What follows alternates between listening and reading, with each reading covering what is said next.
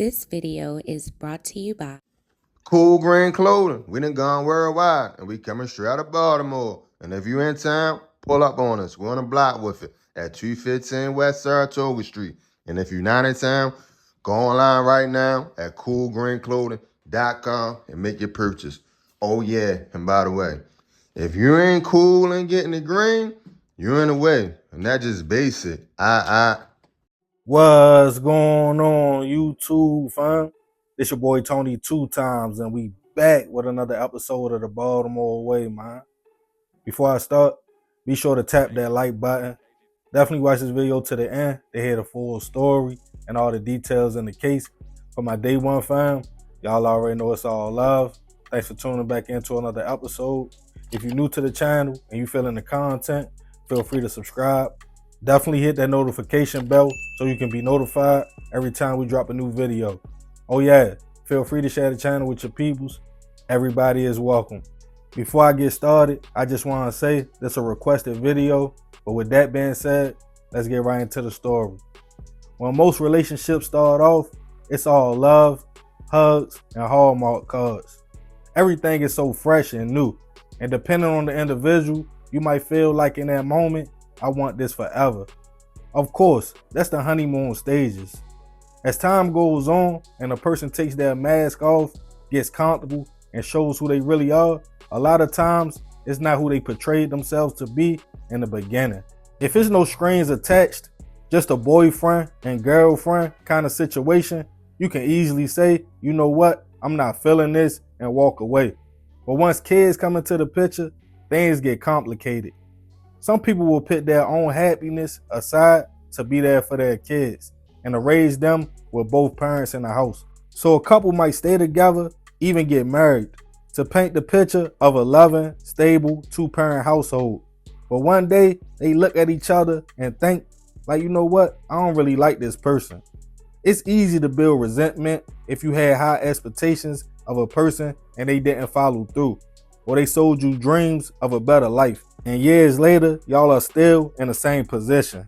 The worst thing a person could do is stay in a relationship with a person because y'all have time invested and kids. But really, you are disguising your hate and resentment with fake love. And when some people get to a breaking point, all those years of hate can come out in the worst way. And on this episode of the Baltimore Way, we'll be discussing the case of a toxic marriage that came to a fatal end in a Baltimore hospital room. Back in 2017, 30-year-old Anita Jones was navigating life in Baltimore. The mother and wife had her hands full, with 6 kids, all by the same man. Her husband, 33-year-old Christopher Yancey Sr.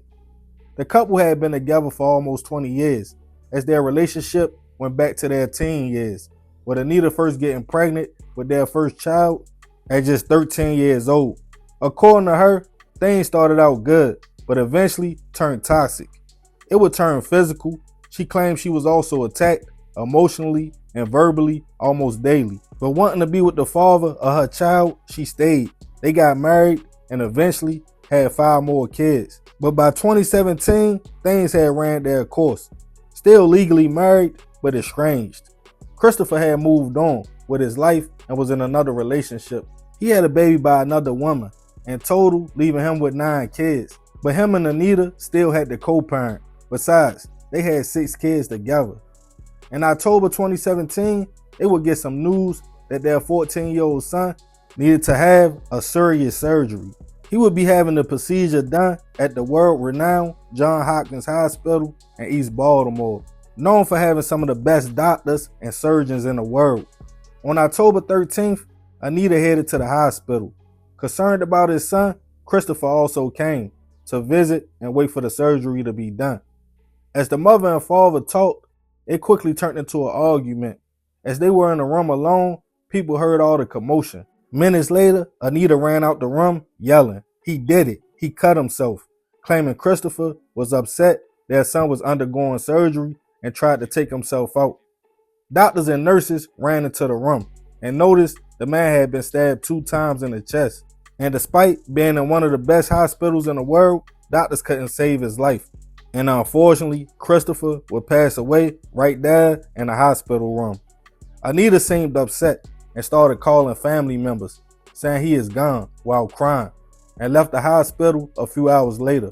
But some of the staff members claimed the wound didn't seem self-inflicted, and Anita was known for carrying a pocket knife, which in a city like Baltimore, having a weapon is not uncommon. But a sanitation worker at the hospital claimed he saw the woman run out of the hospital and throw a small object in a dumpster, which some felt was the knife. Another critical piece of evidence police were able to obtain was Anita's last phone call before the incident. Somebody called her from jail, and on a recorded line, she stated, "Christopher is getting on my nerves. He makes me want to hurt him bad. I can't take it no more." Just a few minutes before the stabbing. With that information, Anita was picked up, taken into custody, charged with first-degree hit, manslaughter, and carrying a dangerous weapon with the intent to do harm. Being that it was a big hospital, the story made national headlines, and Christopher's family was hurt. They stated yes, the two had a lot of issues and resentment towards each other, but nobody never thought it would turn fatal. As the case started making its way to trial, Anita's attorney painted a picture of self-defense. Claiming the day in question, the two started going back and forth because even though Christopher showed up to the hospital, according to Anita, he was trying to leave early and she felt some kind of way. She stated, she then said, "I bet if it was your new baby, you would stay." And then she stated she got disrespectful, stating, and I'm saying this nicely, "I hope your baby meets the Most High." She claimed Christopher snapped, yoked her up, and put his hands around her neck. She stated that's when she upped the blade, stabbed him once, but he wouldn't stop. So she poked him again. She claimed he then stated, like, "Yo, you cut me, and it's serious," before passing out. As the jury heard her and her defense team paint a picture of years and years of fighting and toxic behavior, they came to a decision that Anita wasn't guilty of first-degree hit, but they did find her guilty of manslaughter and a dangerous weapon charge. Eventually, she was sentenced to 10 years for the manslaughter and another 3 years for the weapon, in total of 13 years. She appealed the conviction, and police never found the weapon, and no one saw her with it, so the 3 years was given back, leaving Anita to serve only 10 years in prison, and which, according to the person who sent me this, she came home a few years ago. Rest in peace to Christopher. I send my prayers and condolences to his family and their kids. I know that was tough on the family, and to lose your mother at that period of time and also your father had to be hard on them. In a situation like this, the only two people that know what really happened was in that hospital room.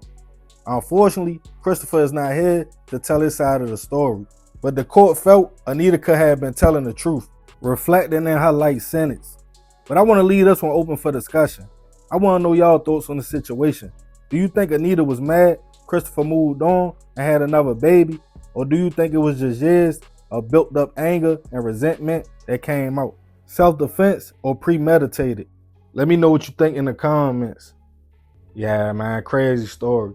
Rest in peace, that man. I send my prayers to his family. But I ain't gonna talk too much more about this one. I appreciate you if you made it to the end. This another episode of the Baltimore Way. It's your boy Tony 2 times. Love, fam. I'm out.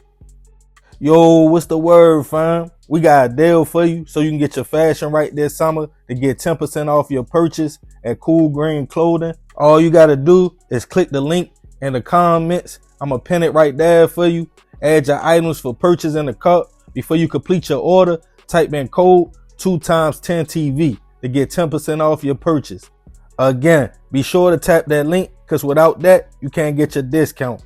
And that's code 2TIMESTV10. We appreciate your love and support.